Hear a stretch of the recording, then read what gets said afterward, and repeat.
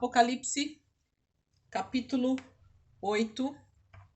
Vamos ler de novo aqui, a partir do verso 6, que é onde começa as trombetas, que é do que nós estamos falando, né? Nós terminamos os selos semana passada e então iniciamos as trombetas. Mas eu quero ler novamente aqui a partir da primeira trombeta para a gente dar continuidade.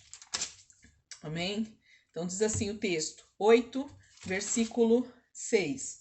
Então os 7 anjos que tinham as 7 trombetas prepararam-se para tocá-las. Versículo 7. O primeiro anjo tocou a sua trombeta e granizo e fogo misturado com sangue foram lançados sobre a terra. Foi queimado 1/3 da terra, 1/3 das árvores e toda a relva verde. O segundo anjo tocou a sua trombeta e algo como um grande monte em chamas foi lançado ao mar. 1/3 do mar transformou-se em sangue. Morreu 1/3 das criaturas do mar e foi destruído 1/3 das embarcações. O terceiro anjo tocou a sua trombeta e caiu do céu uma grande estrela, queimando como tocha, sobre 1/3 dos rios e das fontes de águas. O nome da estrela é Absinto, e tornou-se amargo 1/3 das águas, e muitos morreram pela ação das águas que se tornaram amargas. O quarto anjo tocou a sua trombeta, e foi ferido 1/3 do sol, 1/3 da lua e 1/3 das estrelas, de forma que 1/3 deles escureceu. 1/3 do dia ficou sem luz, e também 1/3 da noite. Enquanto eu olhava, ouvi uma águia que voava pelo meio do céu e dizia em alta voz: Ai, ai, ai dos que habitam na terra, por causa do toque das trombetas que está prestes a ser dado pelos 3 outros anjos. Eu vou parar aqui, só para a gente poder, então, entender esse primeiro contexto aqui desses primeiros anjos que tocam essas primeiras trombetas, e depois a gente já inicia no capítulo 9. Então, semana passada a gente começou já falando um pouquinho dessas trombetas, né? E quando a gente começou o capítulo 8, ele inicia com o fechamento do último selo, na verdade com a abertura, perdão, fechamento no sentido dos 7 selos, né? Ele fala lá no versículo 1, quando ele abriu o 7º selo, houve silêncio nos céus, cerca de meia hora. E aí ele começa a ver no versículo 2, né? Vi os 7 anjos que se acham em pé diante de Deus, e a eles foram dadas 7 trombetas. Então, eu falei já um pouco semana passada, falei um pouco acho que na outra aula também. Eu quero só lembrar, o livro de Apocalipse não é um livro de cronologias, não é um livro que foi escrito e foi colocado em ordem cronológica, mas o que João fez, inspirado pelo Espírito Santo, foi descrever tudo aquilo que Jesus ia, então, inspirando para que ele escrevesse, mostrando em visões, mostrando através da revelação no Espírito do que aconteceria nos últimos dias, do que aconteceria durante a grande tribulação, do que ele deveria escrever para as igrejas, da própria figura de Cristo, né? Então, João vai tendo toda essa revelação ali na ilha de Patmos e ele vai então escrevendo isso.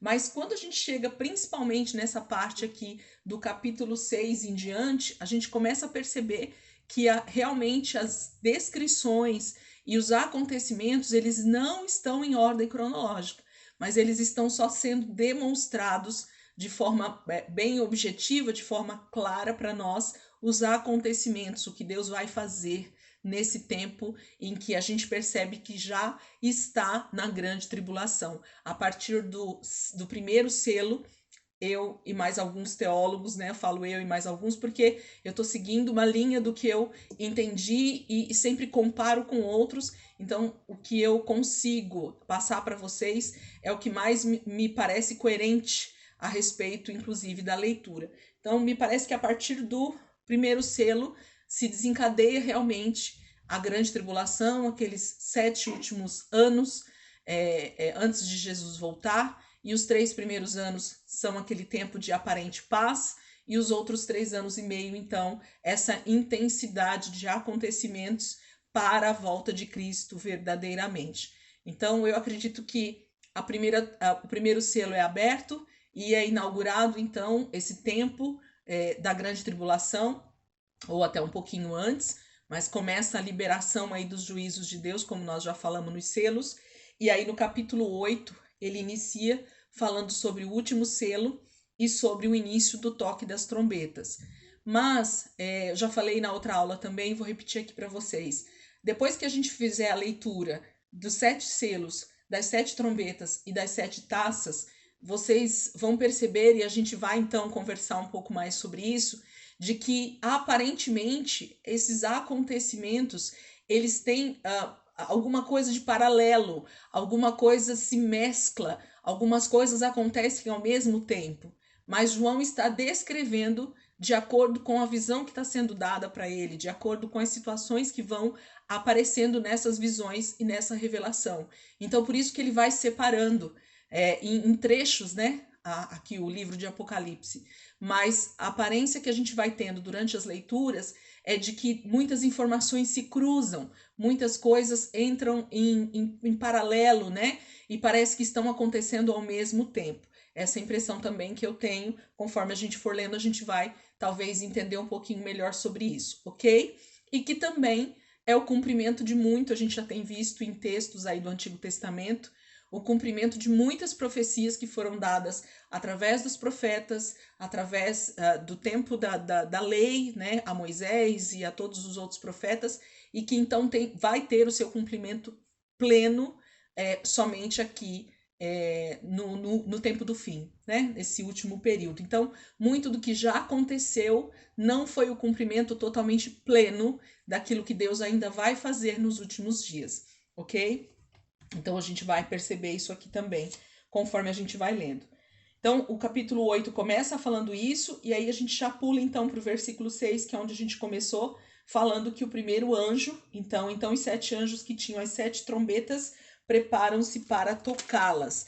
E a partir do versículo 7, então começa o primeiro anjo a tocar, e ele toca a primeira trombeta, e ao tocar essa trombeta, o que é liberado é granizo e fogo misturado com sangue foram lançados sobre a terra. E foi queimado 1/3 da terra, 1/3 das árvores e 1/3 da relva verde. Nós falamos semana passada que esses juízos aqui, né, essas trombetas e tudo que está acontecendo, está relacionado muito com a ira de Deus mesmo, né, com os juízos de Deus que vai sendo derramado. Eu queria achar a página aqui onde eu deixei aberto semana passada, só para ficar mais fácil. Se eu não achar, não tem problema. Então, ele está falando sobre os juízos de Deus que estão acontecendo sobre a terra. Não vou achar aqui. Mas o primeiro toque das trombetas, eles vêm sobre a vegetação, né? Então, a gente falou um pouco sobre isso, que a ira de Deus vai vir sobre não somente os homens, mas também sobre toda a terra como um todo, sobre toda a criação, né? Toda a criação, ela vai sofrer as consequências do pecado através do juízo de Deus, justamente para que tudo isso seja restaurado posteriormente no milênio, ok? Então, o primeiro toque vem sobre a vegetação, né? Então, a ira de Deus vem sobre a vegetação. O segundo anjo, o segundo toque da segunda trombeta, é algo como um grande monte em chamas que foi lançado ao mar. Então, 1/3 do mar transformou-se em sangue e morreu 1/3 das criaturas do mar e foi destruído 1/3 das embarcações. Então, agora nós temos sobre as águas, né? Inclusive sobre o mar, né? Um juízo aí de Deus também. E sempre vai falar aqui no toque das trombetas, percebam, sobre 1/3, né? E eu acredito, como já tenho falado para vocês aqui, que nada na Bíblia está por acaso, né? Nenhum número, nenhuma situação que Deus coloca está ali por acaso. E eu posso acreditar, né? Não com 100% de certeza, mas pelo número que a palavra nos mostra, de que esse 1/3 que essas trombetas vão falando, que vai vindo o juízo de Deus sobre a terra, tem a ver com 1/3 parte dos anjos que se rebelaram junto com Satanás, né, e que caíram do céu. Então eu acredito que tem muito a ver com isso. É como se Deus dissesse assim: essa 1/3 parte desses anjos caídos que se tornaram demônios, então destruíram uma terça parte da terra através de todo o pecado, através de toda a idolatria, através de toda a desobediência da terra. Então é sobre esses que a ira de Deus está vindo no toque dessas trombetas, nesse juízo que está sendo derramado sobre a terra, tá? Não está escrito na palavra, então é só uma observação que eu estou fazendo, porque o número, ele se aproxima, ou ele é igual, né? Então a gente pode considerar, mas dizer isso com 100% só quando estiver acontecendo, talvez o Espírito Santo diga para nós, ou nos revele exatamente que é isso, ok? Então, eu gosto de mostrar o que está escrito e o que eu entendo e o que a palavra de Deus fala para a gente poder entender junto. Então, eu acredito que esse 1/3 aqui tem a ver com isso. E aí, esse segundo toque, então, tem a ver com o mar, né? Com a questão dos mares. Pastor Edson, quer falar alguma coisa? Abriu o áudio aí? Não? Então, vamos lá. Versículo 10. O terceiro... Tranquilo, foi sem querer. Então, tá bom. Imagina. Versículo 10, foi onde nós paramos semana passada, tá? Então, versículo 10. O terceiro anjo tocou a sua trombeta e caiu do céu uma grande estrela queimando como tocha sobre 1/3 dos rios e das fontes de águas. E o nome da estrela é Absinto, e tornou-se amargo 1/3 das águas, e muitos morreram pela ação das águas, que se tornaram amargas. Então a gente vê aqui que há nesse toque do terceiro anjo, há uma estrela, né, sendo liberada como tocha, lançada para a terra, e ela atinge 1/3 dos rios e das fontes de águas. E o nome dessa estrela que cai sobre a terra é Absinto. E aí, esse Absinto, essa estrela que cai sobre as águas doces da terra, ela torna essas águas doces amargas. E muitos homens morrem por ação dessa água amarga, dessa água envenenada, ok? Então é isso que a palavra está dizendo. Então o terceiro anjo, a terceira trombeta, fala de um toque sobre as águas doces, as águas potáveis, vamos dizer assim, de toda a terra. E mais uma vez, esse toque, né, vai sobre 1/3 dos rios e das fontes das águas. E essa ação faz com que muitos homens morram por conta dessa água envenenada. Quem já abriu ou quem já deixou aberto aí, vamos todo mundo abrir lá, Jeremias 9, versículo 15. Mas eu vou ler um pouquinho antes, como sempre, eu gosto de dar o enredo para a gente entender o versículo. Jeremias 9, versículo 15, para a gente entender que essa estrela caída aqui, ela não aparece do nada na Bíblia, não. Porque quando você vai olhar, praticamente essa palavra absinto não aparece, né, na Bíblia. Mas ela está aqui sim. Ela existe e está na palavra de Deus. Então a gente sabe que Deus em algum momento já falou e já profetizou também sobre esse acontecimento que vai vir. Jeremias 9. Deixa eu pegar aqui. Jeremias 9.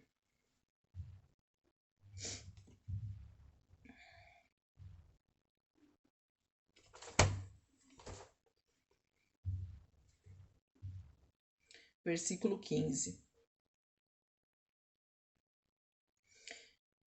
Eu quero que vocês leiam comigo.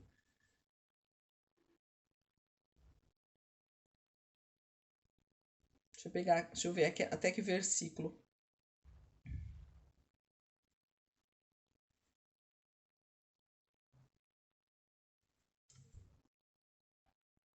Vamos pegar a partir do versículo 1 mesmo, mas ele começa a falar um pouco mais sobre isso a partir do versículo lá 10, 11, né? Mas eu vou pegar a partir do verso primeiro só para a gente entender o enredo aqui do capítulo de Jeremias, tá bom? Para a gente entender então o que Deus está falando. Capítulo 9, versículo 1. Ah, se a minha cabeça fosse uma fonte de água e os meus olhos um manancial de lágrimas, eu choraria noite e dia pelos mortos do meu povo. Ah, se eu fosse um alojamento para mim no deserto, para que eu pudesse deixar o meu povo e afastar-me dele. São todos adúlteros, um bando de traidores. A língua deles é como um arco pronto para atirar. É a falsidade, não a verdade, que prevalece nesta terra. Eles vão de um crime a outro. Eles não me reconhecem. Quem está falando aqui no versículo 3 é o Senhor, tá? Declara o Senhor. Versículo 4 em diante, Deus está falando. Cuidado com os seus amigos, não confie em seus parentes, porque cada parente é um enganador e cada amigo um caluniador. Amigo engana amigo, ninguém fala a verdade. Eles treinaram a língua para mentir e, sendo perversos, eles se cansam demais. Eles se cansam demais para se converterem. De opressão em opressão, de engano em engano, eles se recusam a reconhecer-me, declara o Senhor. Portanto, assim diz o Senhor dos Exércitos. Agora, Deus falou porque que ele vai profetizar e agora Jeremias então profetiza o que Deus está pedindo para ele profetizar.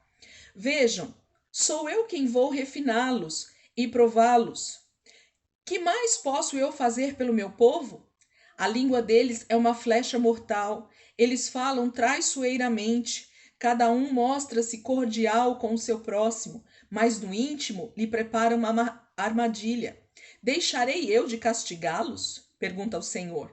Não me vingarei de uma nação como essa? Versículo 10 é Jeremias. Chorarei, prantearei e me lamentarei pelos montes por causa das pastagens da estepe, pois estão abandonadas e ninguém mais as percorre. Não se ouve o mugir do gado, tanto as aves como os animais fugiram. Versículo 11. O Senhor está falando: farei de Jerusalém um amontoado de ruínas, uma habitação de chacais. Devastarei as cidades de Judá até não restar nenhum morador. Quem é bastante sábio para compreender isso? Quem foi instruído pelo Senhor que possa explicá-lo? Por que a terra está arruinada e devastada como um deserto pelo qual ninguém passa? Versículo 13, o Senhor explica. O Senhor disse: foi porque abandonaram a minha lei, que estabeleci diante deles. Não me obedeceram nem seguiram a minha lei.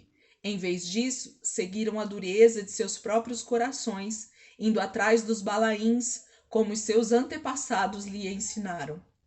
Por isso, assim diz o Senhor dos Exércitos, o Deus de Israel: vejam, farei este povo comer comida amarga e beber água envenenada. Eu os espalharei entre as nações que nem eles nem os seus antepassados conheceram, e enviarei contra eles a espada até exterminá-los. Então, vocês estão vendo que é o Senhor, novamente. Vejam, versículo 15, né? A profecia. Vejam, farei este povo comer comida amarga e beber água envenenada. Então, quem está enviando essa estrela chamada absinto e que torna águas doces, águas potáveis, em águas amargas é o Senhor. E através disso ele está mais uma vez trazendo juízo sobre os homens, sobre a terra, ok? Então, por isso que eu anotei aqui. Existe uma outra passagem em Jeremias mesmo, se vocês estiverem abertos, tem mais uma passagem que fala sobre isso. Eu vou ler só o versículo mesmo, 23:15. Vai só um pouquinho para frente, vai falar sobre o mesmo tema. Jeremias 23:15. Quanto mais a gente esmiuça, queridos, mais a gente acha, viu? Eu vou lendo e vou meditando, e cada hora que eu leio e busco mais alguma coisa aparece. Então, se a gente fosse entrar mesmo no Velho Testamento para falar sobre as profecias dos últimos dias, nós íamos ter que estudar o Velho Testamento praticamente inteiro. Diz assim, 23:15. Por isso, assim diz o Senhor dos Exércitos acerca dos profetas: eu os farei comer comida amarga e beber água envenenada, porque dos profetas de Jerusalém a impiedade se espalhou por toda esta terra. Esse capítulo aqui, ele é, o 23, a partir do versículo 9, ele é um capítulo muito forte da palavra de Deus dentro do livro de Jeremias. E ele vai falar específico sobre os profetas, que eles deveriam ser a voz de Deus para a nação de Israel e para os outros povos, mas em contrapartida eles se tornaram, pessoas totalmente contrárias e totalmente fora da palavra. anunciando coisas que o Senhor não falou, trazendo profecias que o Senhor não profetizou e assim levando o povo ao engano. Então Deus está trazendo uma profecia específica para os profetas aqui. E ele está falando que os profetas vão ser castigados justamente com essa água envenenada. Então, eu posso também entender, então, que esse juízo desse terceiro anjo tem a ver, inclusive, com os falsos profetas nos últimos dias, ok? Então, eles também vão ser envenenados, vamos dizer assim, por esse toque dessa água através dessa estrela chamada absinto, ok? Que vai tornar as águas amargas e eles vão morrer então por conta dessas águas envenenadas por essa estrela, ok? Entendido aí? Vamos lá? Versículo 12. O quarto anjo tocou a sua trombeta e foi ferido 1/3 do sol, 1/3 da lua e 1/3 das estrelas, de forma que 1/3 deles escureceu. 1/3 do dia ficou sem luz e também 1/3 da noite.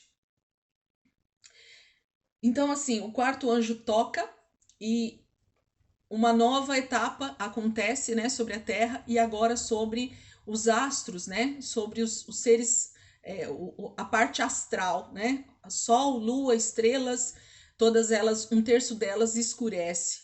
E aí, mais uma vez, eu digo para vocês que eu acredito sim que tem a ver com esses anjos caídos que trouxeram, então, trevas sobre uma parte, né, da criação de Deus, que é o Sol, a Lua, as estrelas, que tem a ver totalmente com a autoridade, com o domínio do dia é o sol, da noite é a lua, as estrelas têm todo um porquê delas existirem, elas são comparadas também com os anjos caídos. Aqui em Apocalipse nós vamos ver muitas vezes as estrelas sendo comparados com anjos caídos ou demônios também. Então a gente pode entender aqui no enredo e a gente vai ver outras passagens que vão falar sobre essas estrelas, sobre esses seres celestiais, sobre essa parte do cosmo, né, lá da altura, onde esse toque dessa trombeta, então, atinge e a terra se torna 1/3 dela escura, né, escurecida, se torna noite, vamos dizer, durante o dia a terra escurece.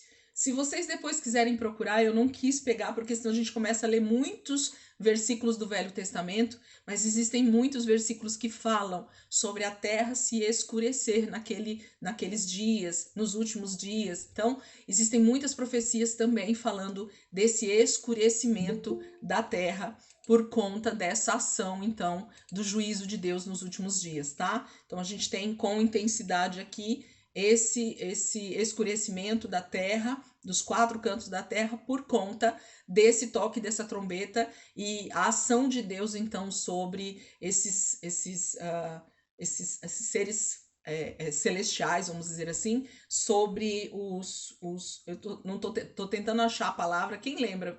Qual que é a palavra que a gente usa para sol, lua? Tô tentando achar essa palavra e ela sumiu da minha mente aqui.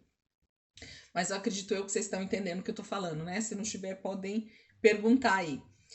Versículo 13. Então, até aqui nós temos 4 trombetas que estão sendo tocadas, ok? Até aqui nós temos 4 trombetas que já foram tocadas. A primeira, então, atinge toda a parte da terra, né? Da parte verde, da vegetação. O segundo toque alcança, então, toda a água marítima e inclusive embarcações, a palavra fala, então está sobre os mares esse juízo. Depois o terceiro anjo, ele vem sobre as águas doces, então elas se tornam amargas, 1/3 delas. O quarto anjo toca sobre os astros, legal, lembrei, os astros, ok? E aí toca sobre o sol, a lua, as estrelas, e 1/3 delas se escurece. Então elas perdem a luz, elas perdem o brilho, né? E se torna noite, então, em boa parte da terra, fica tudo escuro, porque imagina 1/3 dos seres, desses astros apagados sobre a Terra. Então, durante o dia, pensa 1/3 do Sol sem luz, né? A Lua, à noite, 1/3 dela também apagado, e as estrelas também não existindo no céu, 1/3 parte delas. Então, a Terra se torna mais escura, ok? Então, vem essa escuridão sobre a Terra. E aí ele diz no versículo 13: Enquanto eu olhava, ouvi uma águia que voava pelo meio do céu e dizia em alta voz: Ai, ai, ai dos que habitam na terra, por causa do toque das trombetas que está prestes a ser dado pelos 3 outros anjos. Então, no meio disso, a partir do quarto toque, depois que toda essa devastação já está acontecendo sobre a terra, ou já aconteceu sobre a terra, João diz que ele vê uma águia no céu, e essa águia, então, ela dizia, né, em alta voz, ela grita 3 ais. Então, o que é essa águia? Eu não vou dizer para vocês porque ninguém chega num consenso do que seja essa águia, ok? Mas a gente acredita que seja algum ser celestial ou alguma manifestação de Deus através até de um animal ali na visão de João, porque muitas coisas sim são literais dentro do livro de Apocalipse, mas outras elas sim são alegóricas, sim elas são metafóricas. Então eu não posso dizer que tudo é alegórico e também não posso dizer que tudo é literal, tá? Porque nós não temos noção de uma águia no céu gritando ai, né? Então pode acontecer, Deus pode fazer? Pode, mas eu acredito muito mais em algo alegórico mesmo, que João tá vendo uma águia, e essa águia então tá dizendo em grande voz 3 ais, porque ainda vem 3 anjos com 3 toques, e ele diz que esses 3 últimos toques é que são então os mais terríveis que vão vir sobre a terra. É isso que essa águia, né, diz. Ai dos que habitam na terra por causa do toque das trombetas que está prestes a ser dado pelos 3 outros anjos. Eu quero ler com vocês, ler não, quero dar uma olhada rápida antes da gente continuar aqui em Êxodo 7. O Apocalipse, como eu já falei aqui no começo da aula, Êxodo 7, abram comigo. O Apocalipse ele tem o seu cumprimento pleno do plano e do propósito de Deus. Mas a gente sabe que todo o Velho Testamento ele está cheio de situações e de homens e de acontecimentos que nos mostram, por meio de sombras, o que Deus então iria fazer nos últimos dias.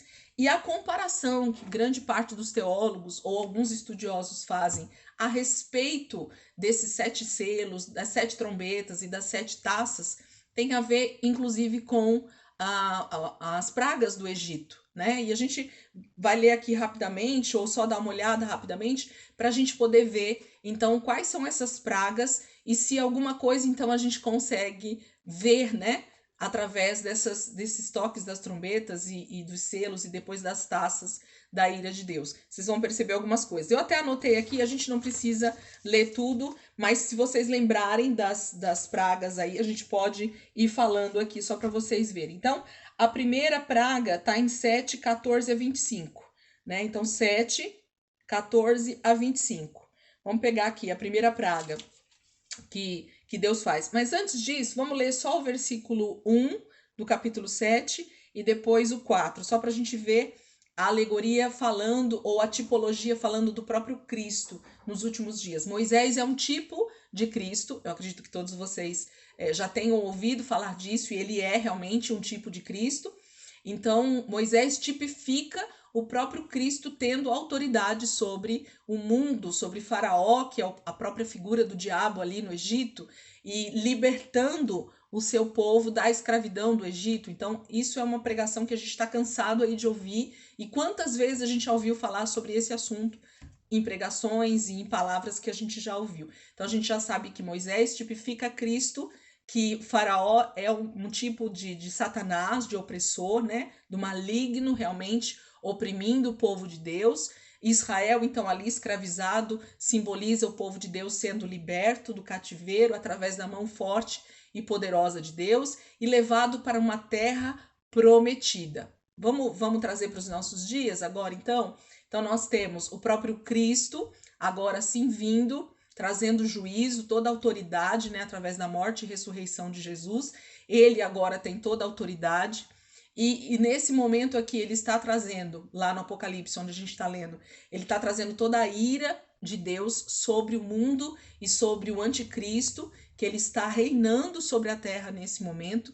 Então, os selos, as trombetas e depois as taças da ira de Deus estão vindo sobre a terra para trazer juízo e então limpar, né, tudo isso, libertar o povo de Deus para a restauração e para a vinda de Cristo e da terra prometida, a Canaã celestial. Então a gente tem todo esse contexto então acontecendo lá em Apocalipse agora e que já aconteceu no Êxodo. Então praticamente todo o livro do Êxodo fala sobre esse período também da grande tribulação. Se a gente ler Êxodo e começar a ver os pormenores, a gente vai identificar muitas coisas que dizem respeito com o tempo do fim, ok?